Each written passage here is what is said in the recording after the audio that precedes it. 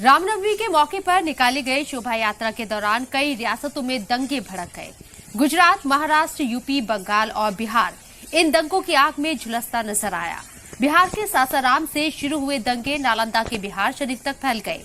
नफरत की इस आग में एक तारीखी मदरसा भी नजर आतिश कर दिया गया। 1910 में बने मदरसा अजीजिया में सिर्फ तोड़फोड़ ही नहीं की गई, बल्कि यहाँ मौजूद बेशकीमती किताबों को आग के हवाले कर दिया गया।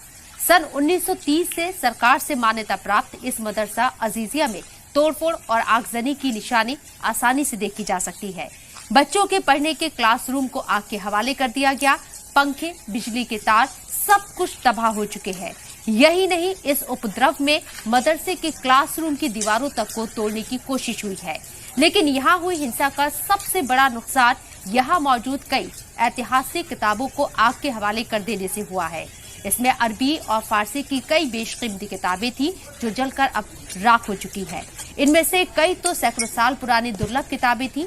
मदरसा अजीजिया स्कूल के साथ साथ कई दुकानों को भी आग के हवाले कर दिया गया। फिलहाल वहां हालात कंट्रोल में है। ये खबर आप देख रहे हैं जी सलाम के डिजिटल प्लेटफॉर्म पर शबनम हसन के साथ।